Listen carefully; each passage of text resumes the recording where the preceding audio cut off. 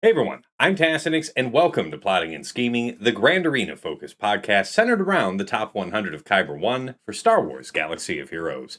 I am joined by TJ, Fatal, Sasha Aisha is going to be jumping in a little bit later, and Dagger couldn't be with us.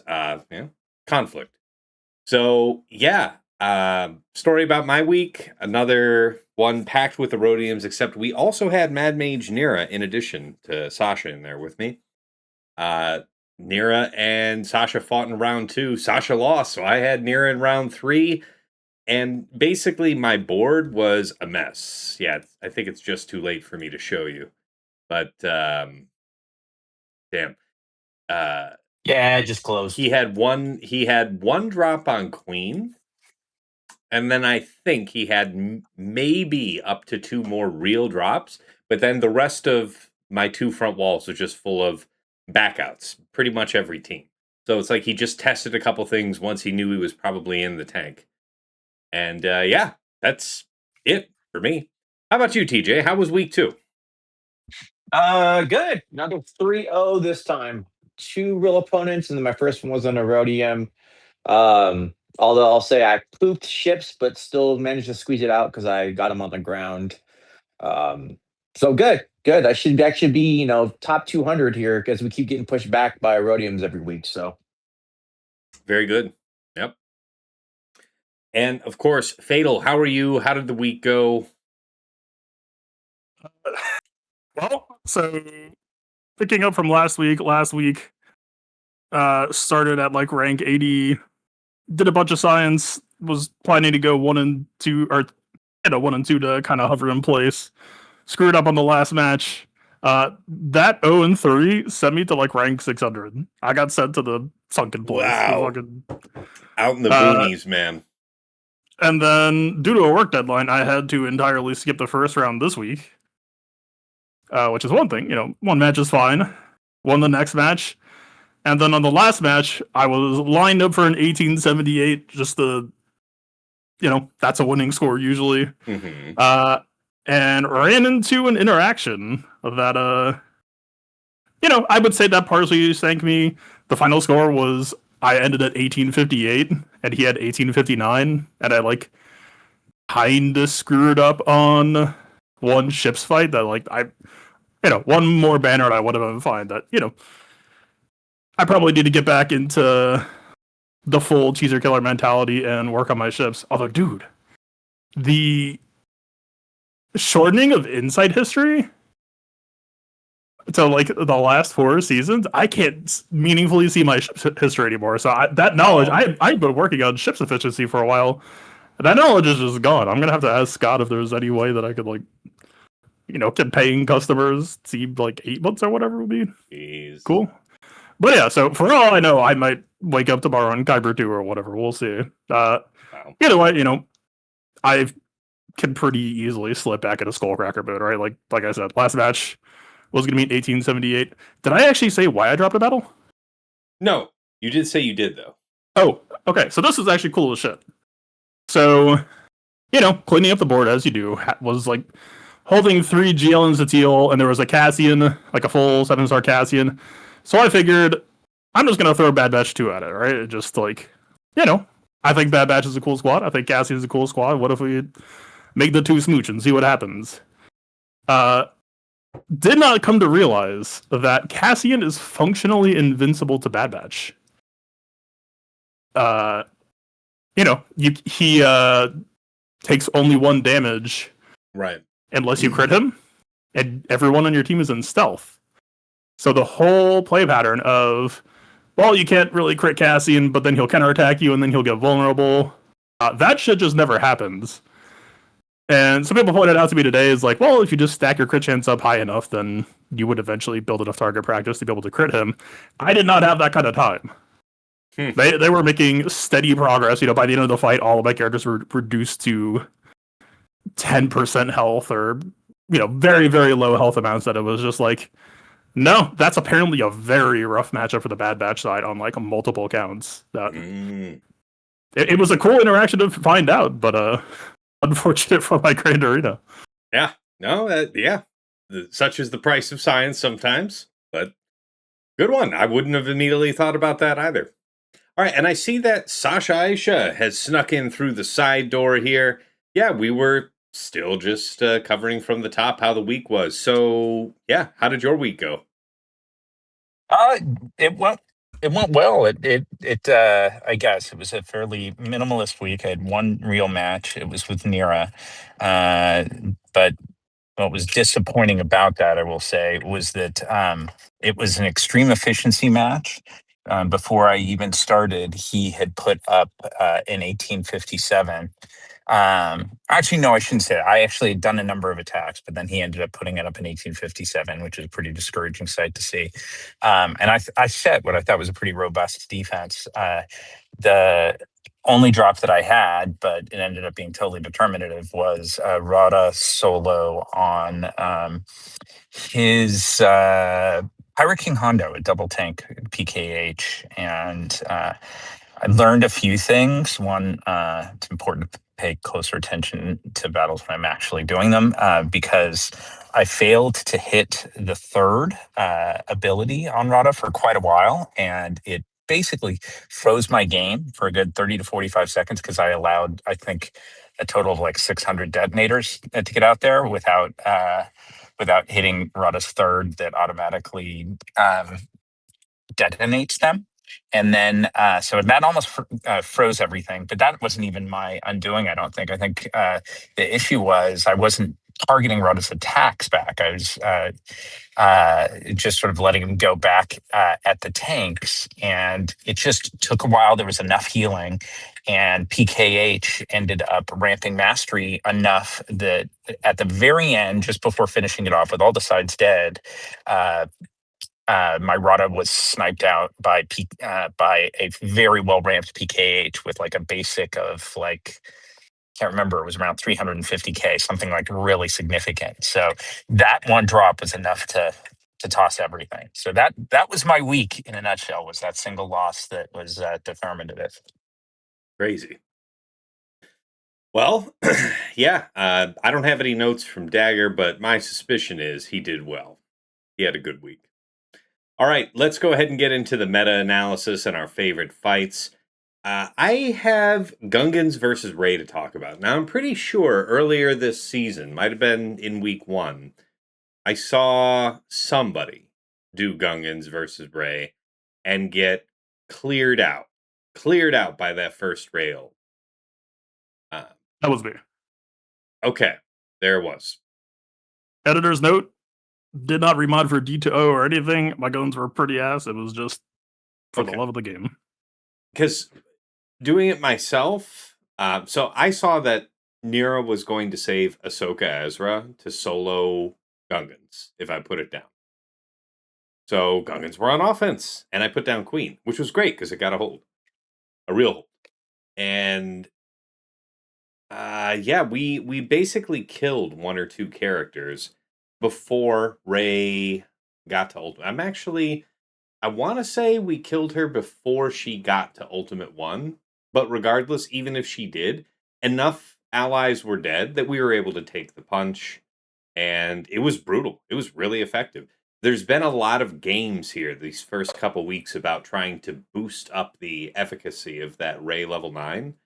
And yeah, this seems pretty strong, provided that you're able to get out there properly and throw that Boomba, that AoE from Tarpals, the third ability from Boombadir, just cleared house. Any comments on using Gungans this week, though, guys? Gungans versus Ray. I've messed around with it in the past. It does seem functional. I know I was definitely not the first. It seems like probably one of the better kept secrets in the game right now, where like, I don't know, I'm not gonna say it's easy or free for everyone, and certainly depending on the cron meta as well. But yeah, I would say it's probably one of the better kept secrets that, like, I think it probably works in the majority of metas. It's just never really been front and center. But I mean, if you're looking to maximize a leaner roster or something like that, probably worth keeping in the back of your mind. Mm-hmm. Very fair. Yeah, the one thing I'd add is just kind of a testament to that, to its effect. If you come correct with the Gungans or the mod of the defense to offense, all of that, that the all the little shenanigans one might play with Ray, even with the Kron, all are for nothing. That was my case against Nira. I set Cat, I set Arc. Heck, I would have set a second GL with her if I could have. I put everything down.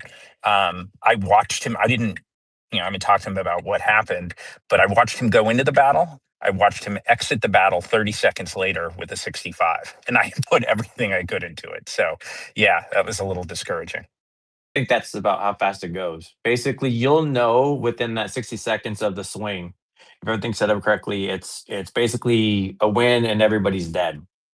Yeah. Or two people are left or whatever else. It doesn't matter. Basically, from that point, then you just kind of clean it up. Mm-hmm. Flipping this the other way, I did want to make mention that with a patron, I saw Seabane versus Gungans. And I know this fight from TWs of the past where, you're linking up the attackers and then you take down the generator, take down the attackers. I think after the generator's down in TW, you probably transform. But regardless, something interesting happened. The Tarpals and Boobadir were linked. They took enough turns to have no prot, and then we happen to have an AoE from Bane, which killed them, which makes sense because they had no prot, right? But it was just something very rare to see that interaction. So, yeah, noteworthy. All right.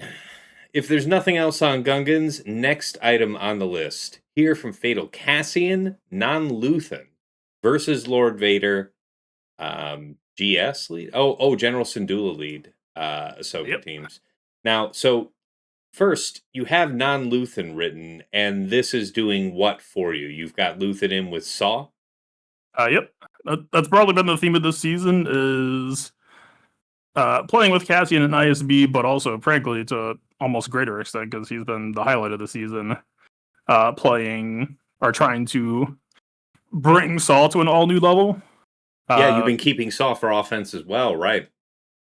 Okay, yeah, please. Yeah, tell us all about these cast non-Luthen teams. To be honest, at that point, as much as I enjoyed Saul in defense in the past, certainly, I think squads like Balin are just so, Luthen coats your team in tenacity, and Balin just converts that into a full Terminator train that your Saw just never really gets to play the video game. So I don't really think it feels like a good usage of Saw at this point, especially with the usage that I'm getting out of him on offense. And so that's kind of the logic behind why I'm messing around with him. On top of the fact that it's just fun as hell. It's just an extremely cool team. But, there is a method to a madness in that respect beyond just team cool. But yeah, so to that degree as well, if we are trying to build out two Rebel Fighter teams, and I would say there's about 10, maybe sometimes 11 good Rebel Fighters, then drafting an ideal split between them is very much the name of the game this season, and so Saw basically has to run Luthen. That may be not 100% true, but for now, functionally it's true. And so, yeah, trying to find out ways to make Cassian work well without Luthen. I don't think Luthen's 100% required, but it's still a lot of experimentation to see who fits well. So for fighting LV this week, the first match that I tried Cassian, this is against Lord Vader Ampag, who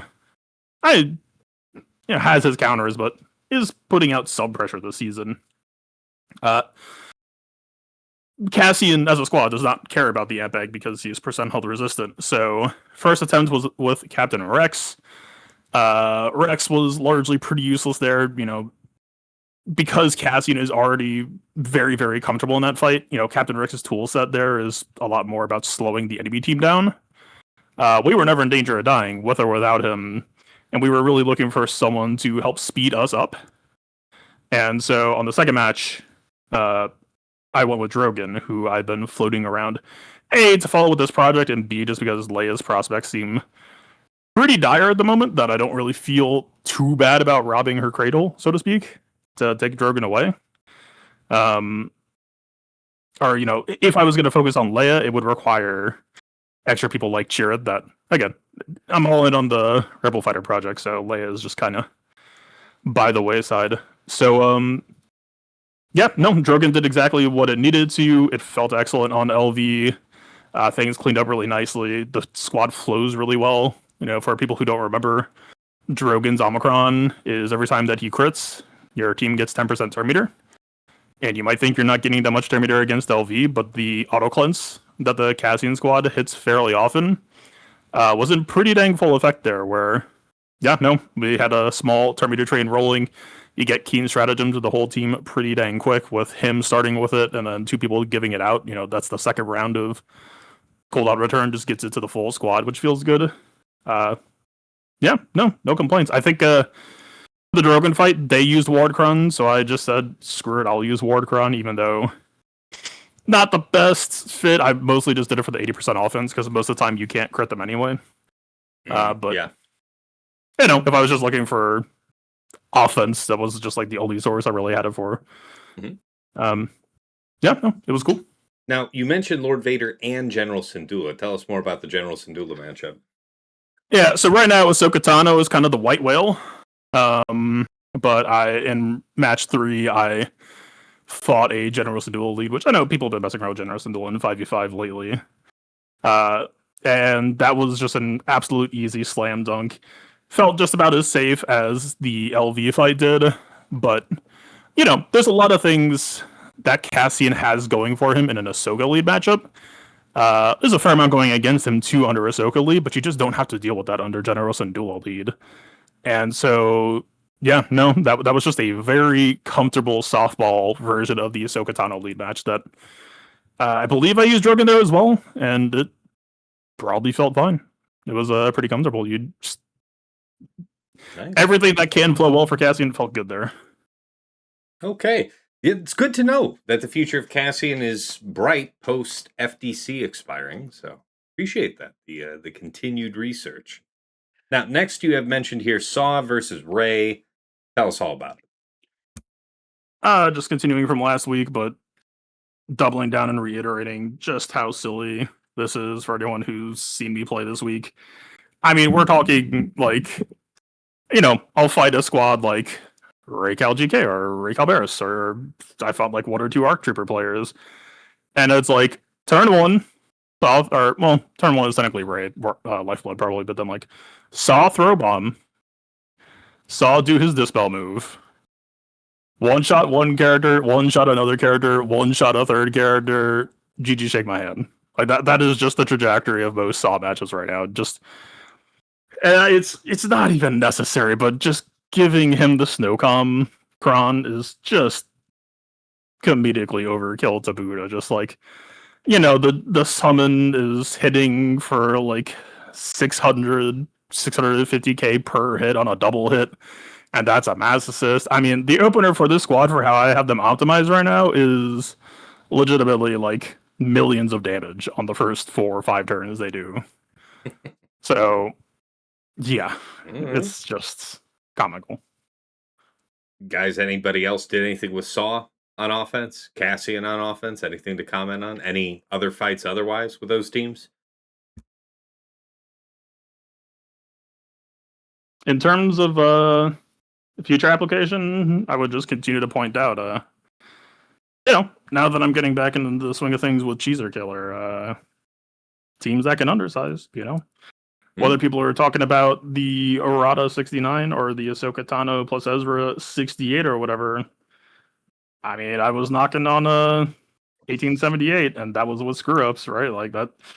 Look, man, if there was ever a time, the water is only getting nicer. I expect more good things to keep happening there. All right. Well, next on your laundry list here, ISB versus Rey. What's up there? Yeah. At the start of the season, I kind of figured that this would be a no-go, but in the continuing trend of, damn, Rey just kind of sucks, was completely fine. Just completely steamrolled, 3 people dead before her ults. Yeah, man. ISB continuing to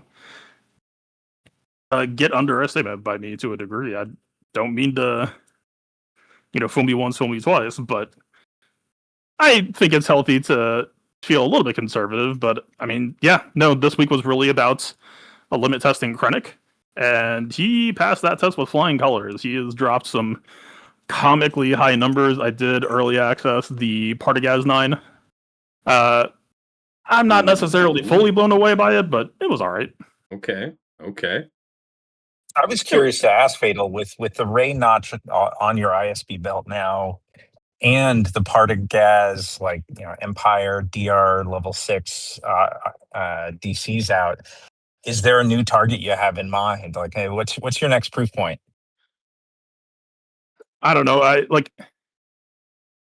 I am kind of past the point of trying to, I think at the start of this year, I remember like a new team would come and be like, "Ooh, okay, who do I expect to fight this?" And then I'd like pre-plan the matchup, and then Cheeses would just post none of those teams and just post even cheaper. So my current running strategy is honestly more so just internalize the team, know its tools, know its strengths, know its rough output, and then just more of a I'll know it when I see it type flavor of just like, okay, you posted this team. I think my tool set is a solid fit there, so let me go ahead and run it, and we'll see how things line up. So, to that end, I'm going to be honest with you. Nobody's posting anything interesting for me to give an interesting answer. That's like, I'm sorry, but I'm fighting Ray. I'm fighting sometimes Pirate King Hondo or Lord Vader. I am fighting sometimes Ahsoka Tano.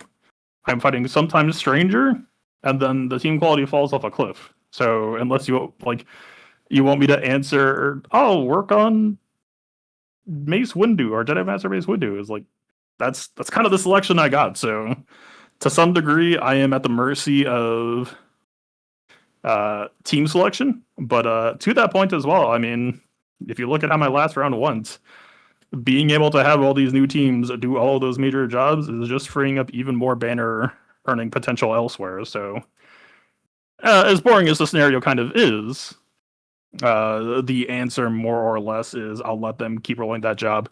I'll let them take on any new interesting jobs that roll in. But in the meantime, I'm going to keep pushing Ahsoka Tano, 2-man elsewhere, or Saw Underman elsewhere, Queen Amidala Underman elsewhere, and just keep rolling on the banners. Keep the good times rolling. All right. Another couple notable matchups that you wanted to cover for ISB about Pirate King and about Jabba. Nope. It's Pirate King is more so a follow up. I talked about it, but yeah, the ending of last week rolling into this week was very much the Krennic question, and the Krennic question feels pretty dang good. He's hitting people for around 150k. And the ironic thing is because he sets himself at rank 3 immediately, but he can't lose it or move up or down, so he actually doesn't use Partagaz Crown that well. And then the same is true for the Summon locked at rank 1. But they're still kind of just the stars of the show right now, and kind of got a reminder in the middle of the week that Partagaz basic, seems relatively mundane as just a basic call somebody to assist, but you get a reminder from the violence of it that basic has a 75% damage amp, and you feel it. You feel it pretty dang good. And so segueing into the Jabba part of the mention, as the order of operations tend to go, the summon is made after Deadly Bluff is applied. And I knew that going in.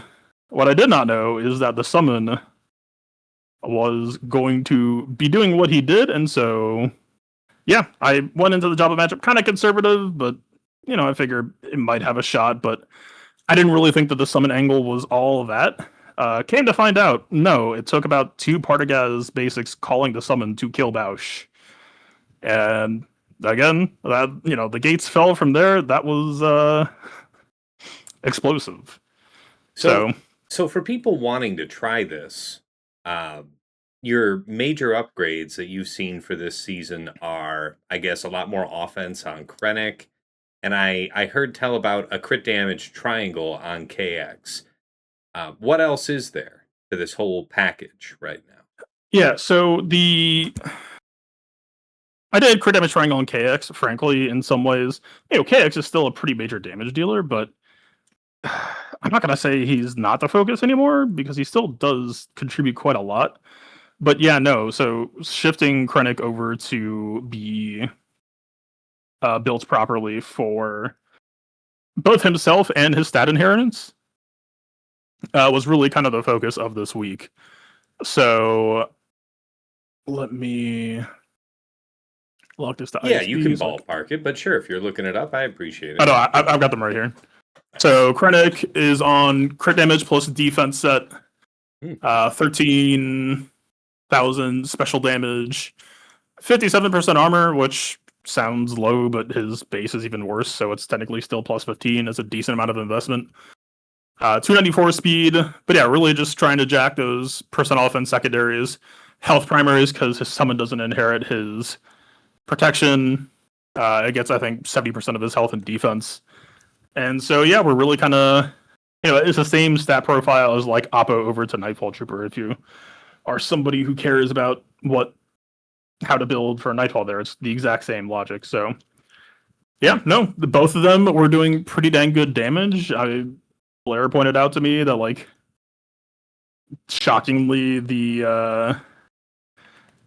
might be true for the core Death Trooper as well, but the summon Death Trooper's Terminate move is like a 400% ratio, which is just, again, pretty comical. So, yeah, man, it's, I'm not expecting 2 weeks from now to be like, man, IPD is so sick, but just realizing how good of a weapon Krennic and his summon are on top of KX droid has really kind of helped round this team out in a very refreshing way. So yeah. So you are sticking with the crit damage triangle on KX then? Yeah, unless there happened to be a matchup where I felt that was compromised. But so far, frankly, KX has been really quite good at tanking that I haven't really felt at risk or punished for trying to pursue that. Okay, nice. TJ, Sasha, any questions from you guys here on ISB or anything you observed fighting ISB, Ray, Pirate King, Jabba, since we mentioned him? Yeah, just watch Fatal. It's good. Those are good things. It's good advice. When it comes, it's just tough. Not tough. When it comes to like Pirate King, and like what Sasha said with the hole that caught him in, and seeing some testing that was going on your Discord and everything else, trying the Rada, and then all of a sudden there's a potential that there's a timeout if it's done on mobile, all these things like that, versus Seer has a calling for an easy 65 there for whatever you want to do. Makes it tough. Definitely a fan. I think even in the top 100 right now, like Saul and Cassian, no one's really pushing the boundaries of what like Fatal is doing. Where you watch it and it's like that's takes good requirement and giving it some love, but he's not doing anything crazy. So it's cool. It's definitely a thing there, but that's again him pushing the boundaries of what we could do but aren't doing. That includes myself. Um, my one topic was more towards Rada and whatever we get to see. So ISB, I've loved Krennic and his special damage forever. That dude is one of the hardest hitting guys out there. He just needed a home. And once he was given the home, it's cool. And Fatal being on the ground floor showing like, no, this is what it looks like when you put it together correctly is awesome. Very good. But yeah, I mean, sure, you mentioned it. You wanted to cover it anyway. Tell us more about Rada this week. It goes back to what we've been saying for a time now, that he has such a higher calling that he has to be one of the key reasons I was able to hold it correctly, winning both round 2 and round 3. I know we talked about it. The data didn't support it, but I still went with it. My third round opponent set the LV with the Ward Cron in the back. But if you looked at the data in Insight, Rada by himself with the Rada FDC was holding a 0% win rate. And that was not the case for me. I beat it out. I saw timeouts or something else. I literally just put it on basically like customized auto, right? So I did focused auto, did the stuff like that, beat it out in 3.5 minutes, whatever, for an easy 69. It wasn't bad at all. Round 2, opponent, and I talked to him, Chris, Darth Chris now, who's a part of Rhodium. He's a good guy. He's a good player. He's been with us at the top 100 for a long time now. He expected my Rada on defense, which obviously, if you're scouting, it's there. Wasn't there, but saved me for Leia. Again, Leia had the Ward Cron and the full Ward and the full Rebel team. No problem. You saw the fight. We got to put it together, and I got to go in and just play with it. And again, focused auto. I wouldn't recommend always being like that because Rada does have its places, but it still cleaned it up perfectly fine. And it could be modding, it could be whatever else, but I haven't run in where I want to use him. He gets used correctly, and it's great banners. But again, as we've said so many times, he has a place to go. So it's not just go throw him anywhere. I wouldn't want to try that, and I would be nervous against like the Django team right now, or somebody who's going to push under. But him being able to kill LV clean, him being able to kill Leia clean, even with the combo packs of like the Warcrum, amazing. Yeah, he's also taking on Gungans as well, right?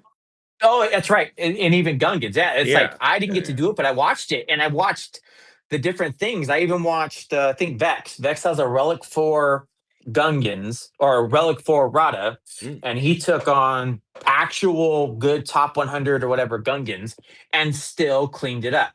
That's amazing, man. That's the highlight we talk about, but he doesn't just get to go play with everybody. And Fatal called it out, and I think everybody does. He's one of the most well-built characters because he has a limit. It's not just you get to go do this. And I think Fatal said it the most, which I love, is you can make a Rada-proof team. You can set it up that way to where it's not just gonna auto win. What's been actually jamming people up? Like, I've heard of this thermal detonators issue that Sasha mentioned. I guess it's especially problematic if you're playing this on mobile. But Yeah. what are you talking about? What could people put in to jam up Rada specifically? I don't. All right, so here's what I'll say like this. I don't know about it with the FDC right now. The FDC is super strong with his setup, but without it, when it was just the 400% or something else, he wasn't just beating out everything. We talked about it in threes where my Django team beat out Buddy Slayer Obi Rod his Rada. So it's not just a one size fits all. There are limits to everything that's out there. Mm-hmm. Does the future hold for us that when this FDC expires, the largest attribute that stands out about the FDC is the amount of potency given? Is a future Datacron for Rada something that will build if we could pick two stats to go on that cron? Something like a split of potency and defense? Does that sound interesting to any of us? I still think he needs some of the offensive stuff as well too. He's got and I know it's been on here. We've talked about it. He has a limit to what he's doing. I'd be interested in poking and listening to Fatal talk about it again, but he's got a cap to what you're putting on there. Defense you're is great ramping up to them having no defense, but surely our experience is that folks are getting blown out somewhere after they take their third or fourth or fifth hit from Rada in an AoE, something like that. But they're gone before we talk about stacking all the way to no defense, right? Yeah, but it's the same thing. Go ahead. Sorry. No, this I was is just all. going to call it quickly. Yeah, no, sorry. You go ahead, Fatal. I'll go after you, Buck. You go. No, this is just a matchup specific conversation, right? If you fight a team that has 250% health stacking, it doesn't necessarily matter that you shredded their health to zero, or sorry, their defense to zero, because he doesn't really ramp his offense. I think he ramps it slightly right now with the FDC, but it's honestly not even that large of an amount. It's the 140 crit damage or whatever that the FDC has that is helping him push through. Once that's gone, you will either have to give him future FDCs with a similar stat profile, or you will start to have to make choices of, do I want damage, do I want potency, or do I want survivability? And that, I think, is the vector where people are going to get caught. Right now, what the Rada FTC offers is a stat profile that is very much kind of training wheels. Very good. Yeah, it does feel fabulously easy to use. That's what I mean. Go ahead, Sasha, and then I'll go the one final. Yeah, I was just going to say, I mean, it's kind of built within the nature of his kit, and that while he does have ramping, it's ramping with the ceiling, and that's the diminished opponent defense. That's once that defense reaches 0, you are not scaling any further, and you have something like whether it's PKH or whatever that is continuing to scale, mastery, some other elements that are going to exceed your amount of damage. You're not going to win a scaling war. So when I look at like future cron sets, it generally, yeah, I think we have sort of the really nice introductory training wheels with the complement of stats that come with the current FDC. And yeah, there's some degree of mimicking it. But I could also see just a number of other angles. And one of the things I really like about his kit is that you can look for, additional sort of burst damage out of him, perhaps. Like, for example, I think one of the current crons that's probably underutilized that's really, really strong with him is the D to O crons. Just Oh because yeah. his unique gives him plus 250% defense. He scales really quickly, and he shortens some of these fights, so he doesn't run into the ramping issue. I think there are other mechanics that appear on some crons that may allow for some additional scaling. But bottom line, I think he's going to have like pretty long-term viability, and I love the fact that he can fit into other other non-Java Hut cartel comps. It is a bummer you can't have 2 large characters, but yeah, it's just big My fan of the character. my big thing about it is that where he is still fallible is things like healing immunity and pushing it up on certain levels. He can't really handle that. And so if there's a durability that's going in, like the LV, what I call him one of the top 4, Order 66 and Healing Immunity combined together are a match that he does not prefer. And if you set it up and don't open it up correctly, if you're not modded correctly or you don't have the right DC, you still can lose that fight. That's evident by other people who may have it. So modding is important on this. Having the right datacron attached to it. I love the defense to offense on him. I was calling about this before the FDC came out. The defense to offense, because I have him actually more towards defense build because we've talked about it. His speed with that defense to offense is working awesome. But even then, at an R10, facing in a couple R10s and R9 LV squad, I'm still getting down to the yellow or whatever because if I'm not watching what's happening and I'm not paying attention to the fight, it gets pretty scary when that combination of the healing immunity and order 66 apply. So that's where we talk about there are certain levels where if you're not set up correctly, you're done. And it's not a one size fits all that it's just going to work. Mhm. Fair enough. One last item I wanted to add in here for my part is Jedi Master Mace versus DTMG. Now, TJ is my guinea pig for this earlier in the week, and I thought it would work. There's no reason why it couldn't work, right? We get around this respawning threat from Snow Trooper Yeah. Commando, uh, and just kill them, right? And it worked for TJ. I mean, you got something to say there?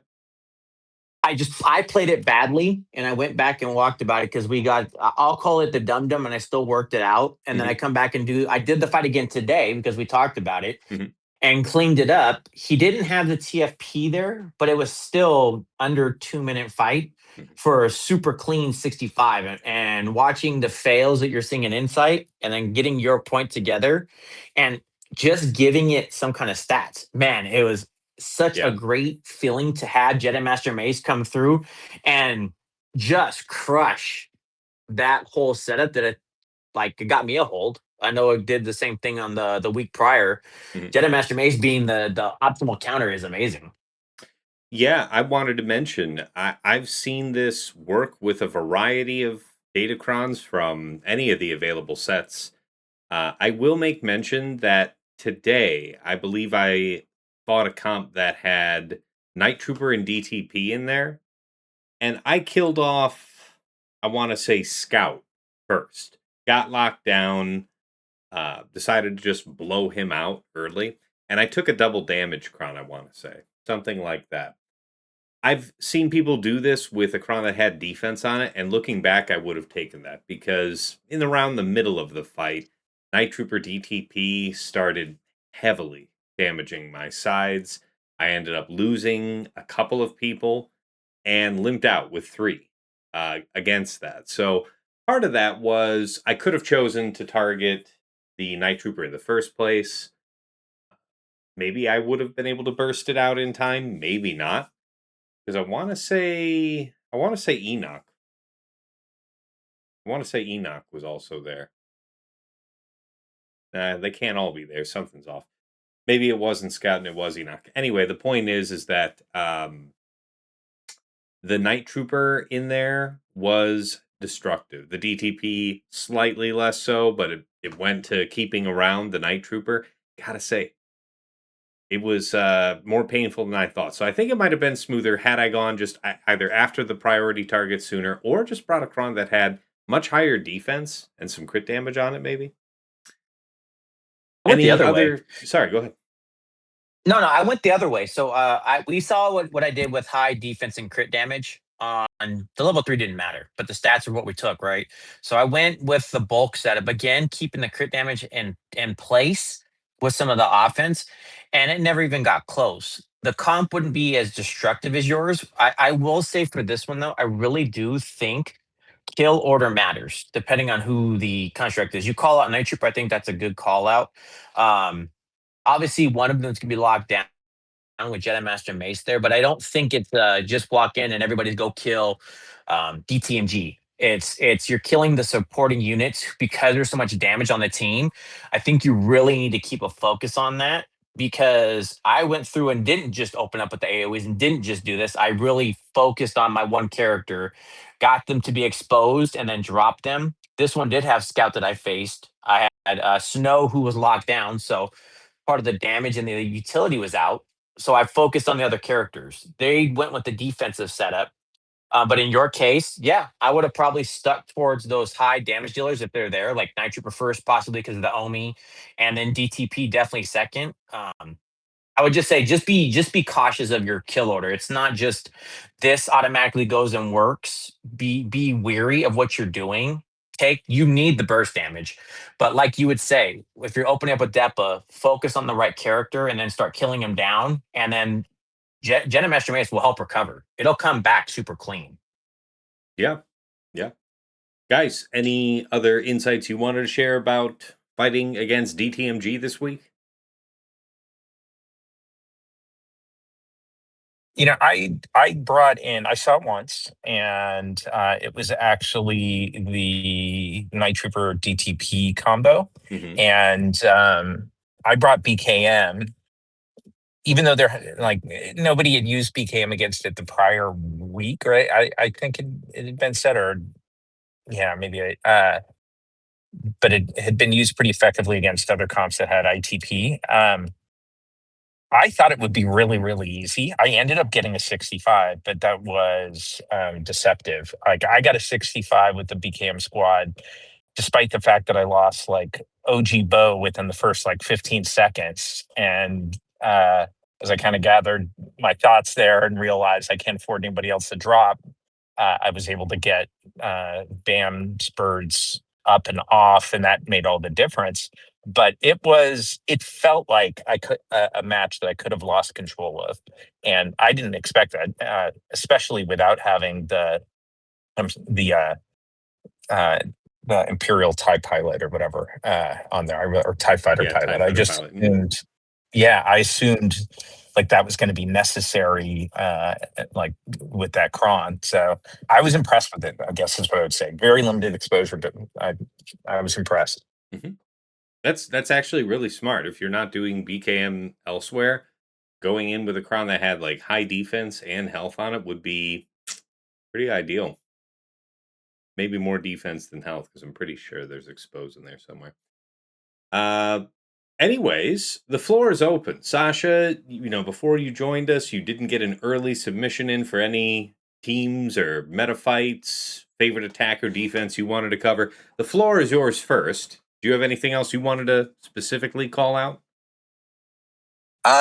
No, I really covered it in my long-winded intro around the futility of Ray and the Raycron. And I know, Fatal talked about it last week, and we've touched on it here. But I put a bunch of time into prepping for that one match I had against Nira with a comp that I became like absolutely convinced that Queen Amidala couldn't beat.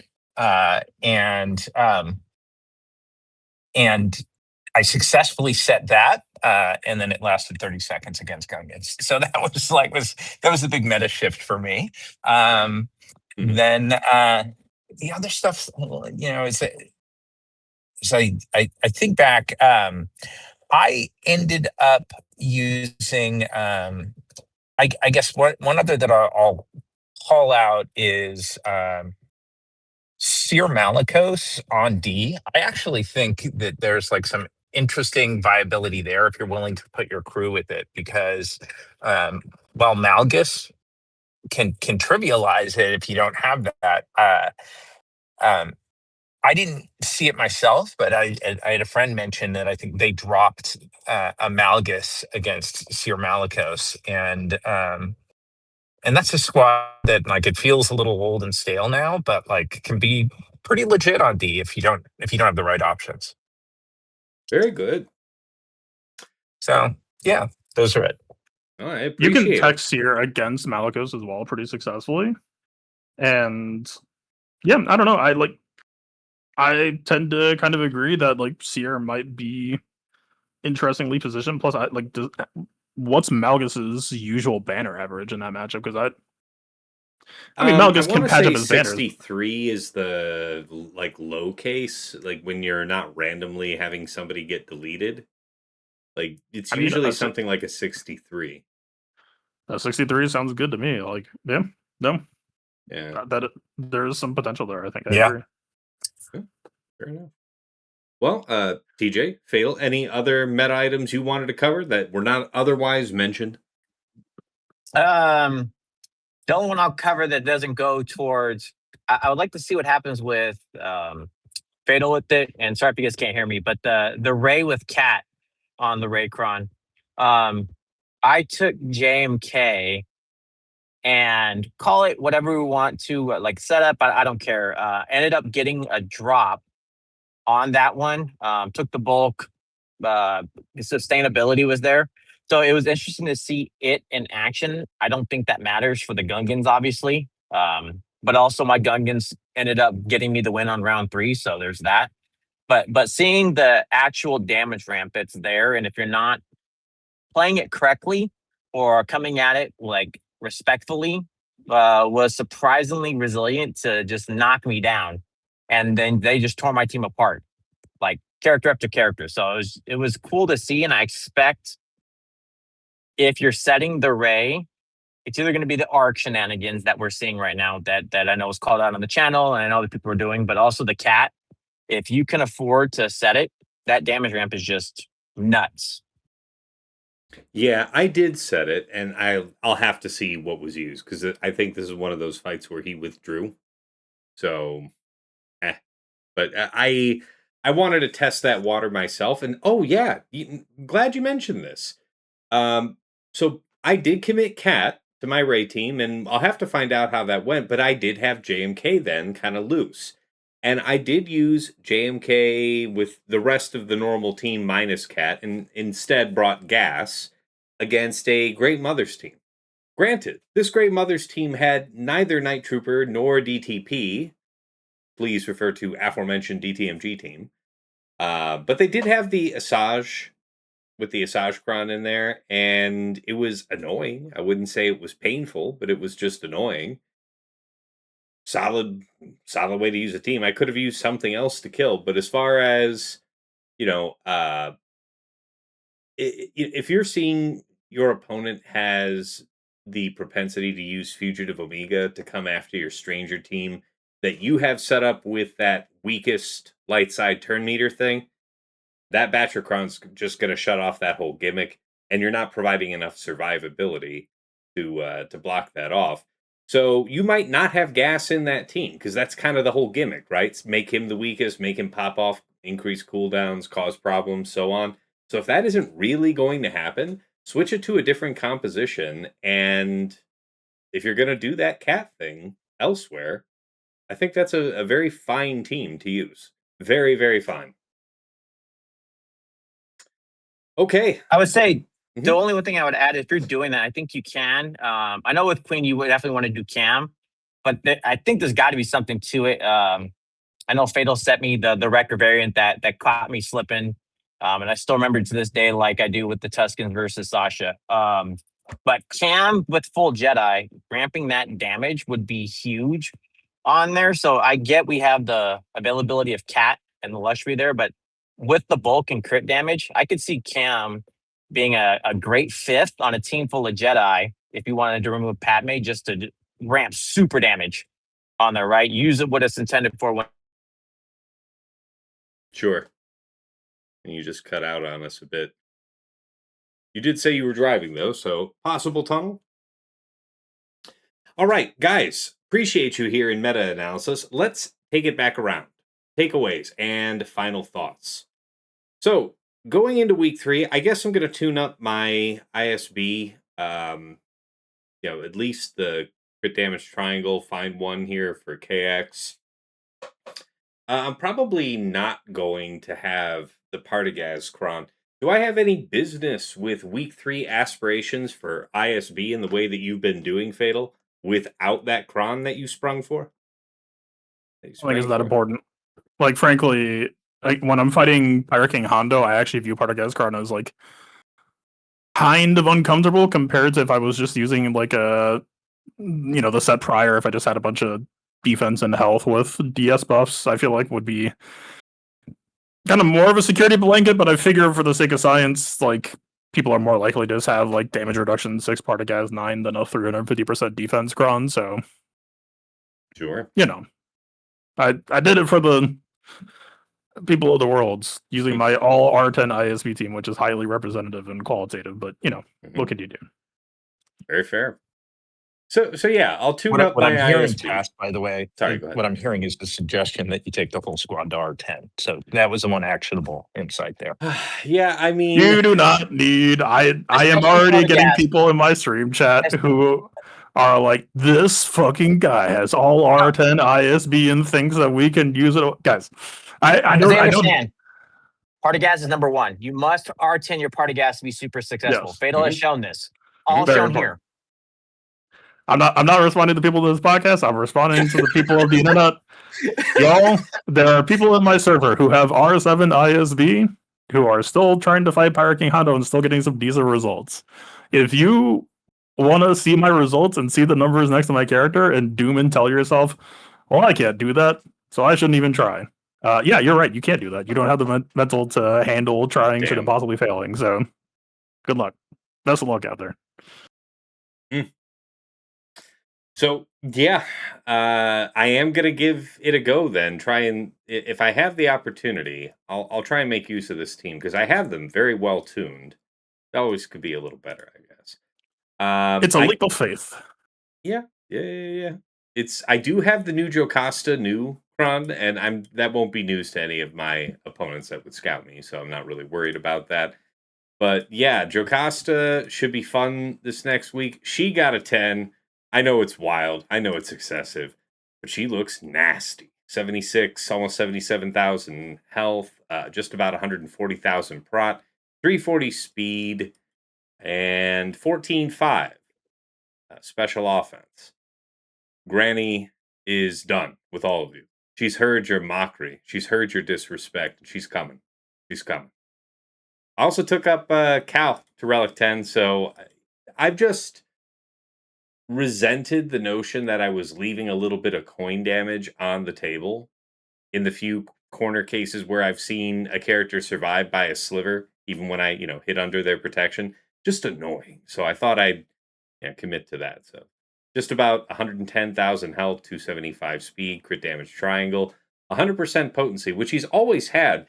But because I got that extra 10 from the Relic 10, I was able to swap some things around, increase his offense. He's just under 10,700. Still, basically no armor, but that's really never been the issue.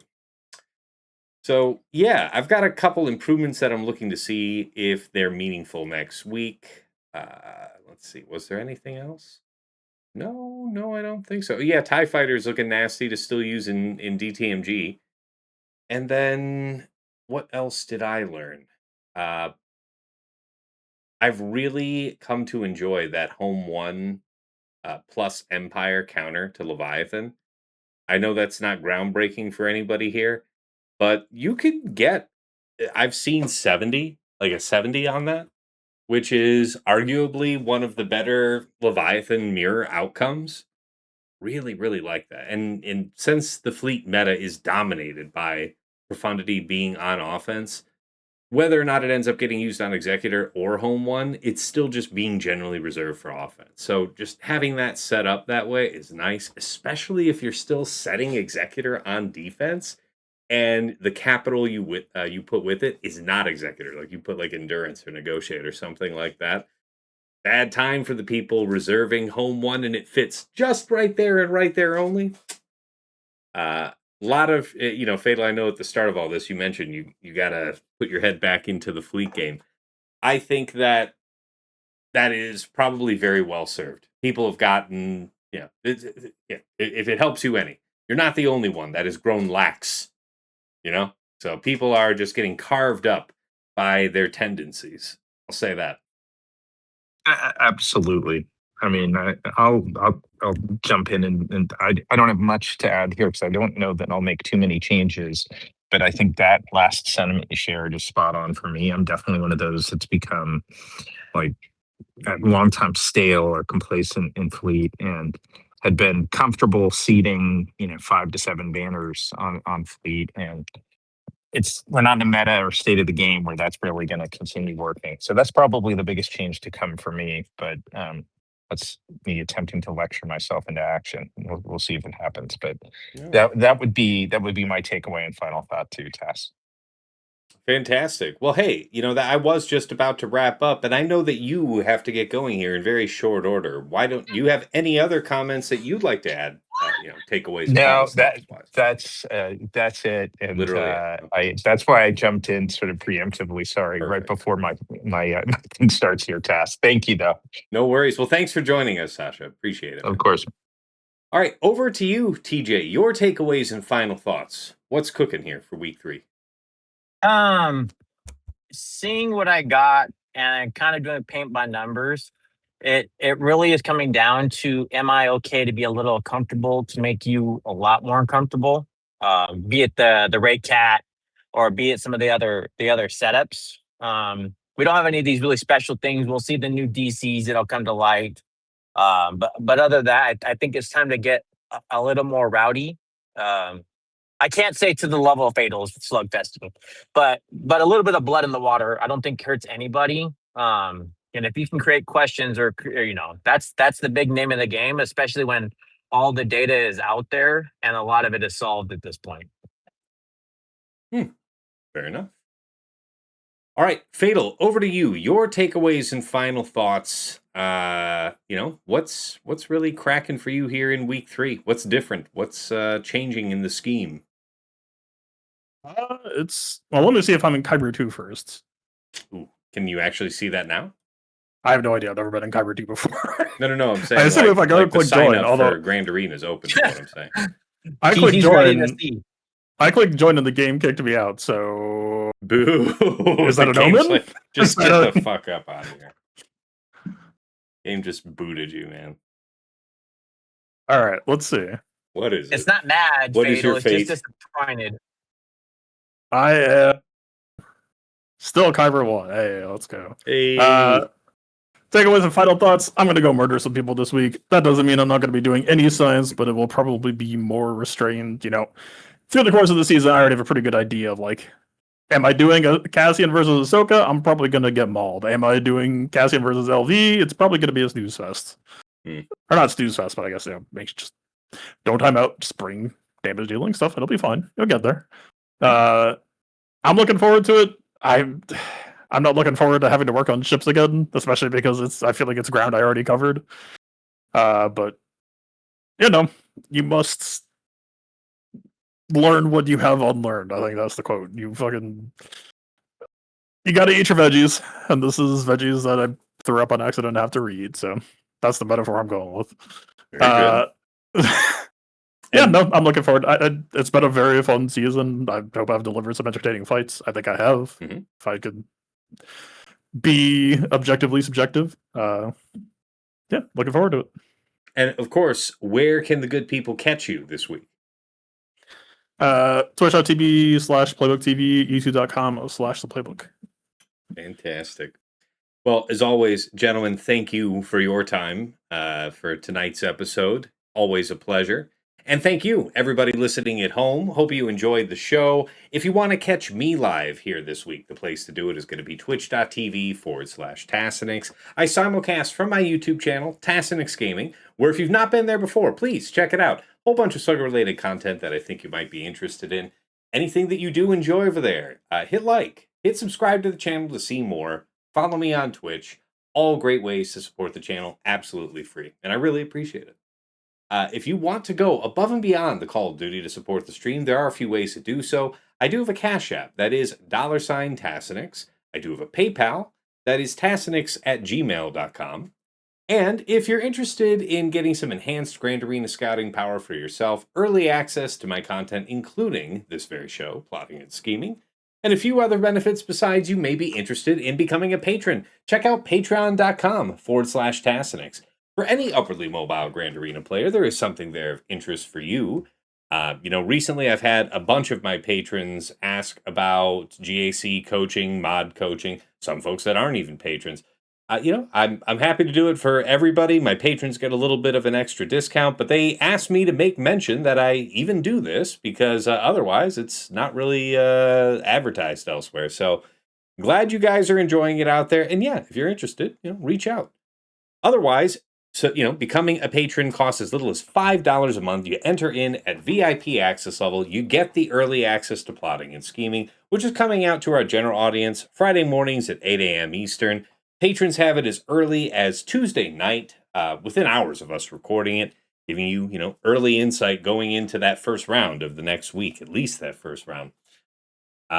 In addition, I will occasionally make the dedicated patron video that you'll have at least a month ahead of the general public. You also get exclusive streams. I have a lot of folks that want to pop in there, stream their matches, and I'll be the angel on their shoulder. But regardless, thank you so much to all of my patrons here at VIP access level. Really appreciate your support. Moving on up to the $10 a month level is VIP Access Plus, where you get a bundled Patreon access to me and to your choice of either OmegaBot or Hot Utils Patreon. OmegaBot is that tool that I highlight at the start of all of my Grand Arena streams. It's the one with the graphs that give you an intuitive sense of your opponent's offensive and defensive tendencies. Anybody can use that tool to scout their opponent's last week of Grand Arena history, but only patrons can build out a custom report with any number of weeks. You get a downloadable HTML version of that report with embedded links. When you click them, it takes you right back into Swugga.gg or Insight, whichever you're using, with data pre-sorted, just helping you, further minimize and focus your scouting efforts. Alternatively, you might go for the Hot Utils Patreon, aka Chili subscription, which is your number one tool for mass mod management and loadout creation. Nothing else lets you switch so easily between your Grand Arena, TB, TW, and Raid mods. You can use it like TJ and Fatal do to comprehensively remod your roster using the powerful automation feature. You can help out your guild in TW, slice through hundreds of mods in seconds, and so much more. No wrong way to go at VIP Access Plus. Thank you to all of my patrons subscribed here. At the top here in VIP Access Premium, that is $15 a month for the Double Bot Bundle. So Patreon access for me, OmegaBot, and Hot Utils all in one price. Going out and getting those two bots any other way costs the same as this triple bundle, which is why so many of my patrons say it's one of the best values in the game. Thank you so much to all of my subscribers here at VIP Access Premium. I know you guys enjoy the double bots. At the top of the list for my most generous supporters in Jester's Club Elite, the one, the only Nomad's Reaper, a madman who has set hype train records many a time, most recently here with Pills, mentioned next here. Just a few weeks back, set a brand new record. More than 900 gift subs went out, tens of thousands of biddies. Incredible generosity. Thank you guys so much for, just crushing it and being such amazing supporters, even though neither of you have been playing this game for a few years now. It really means a lot. Special thanks, of course, to the Lost Womprat, one of my patrons who's gone above and beyond the Call of Duty, not just helping me, but other Swugga content creators with all of our back-end streaming issues. He's really just got the magic touch for that sort of thing. I also work with him to make the Datacron set guidance infographic and record the videos with him. Always a pleasure working with you, Womprat. Thank you for your time. And of course, to my co-hosts here on Plotting and Scheming, Dagger, TJ, Sasha Aisha, and Fatal. Gentlemen, As always, it is my pleasure and privilege to record our show each week. Tonight was no exception. As always, I learned something from our discussions. Hopefully, you guys occasionally feel the same, but regardless, it's about the viewers tuning in. And yeah, it is rare that a day goes by that I don't have some DM that I'm waking up to, a comment on YouTube. Somebody's thanking us out there for the discussions we're having on this show because they're finding that actionable intelligence that we wanted to get out there to the people. It's helping them win their matches. We are the change we wanted to see in the Grand Arena, podcast community. So thank you guys for being part of this show going on 3 years, and yeah, would not change a thing. All right, you have made it to the bitter end of this podcast. Yeah, looking forward to week 3. As always, if you're a patron, I'll be busy with a whole bunch of you guys in the patron voice here this week. Otherwise, I will do my best to bring you at least my one real match that I'm sure I'll get. It's been tough doing guest streams this month, quite a bit going on. A lot of my usual suspects are pretty busy. And it's also, they're kind of a few of the players that I'd like to feature are also choked out of the top ranks. They're getting stuck with Erodiums themselves. So yeah, I'll do what I can for you guys for more streams next week. Can't make promises, but the heart, the intention is there. Until next time, it's been real. It's been awesome. It's been real awesome. Take care.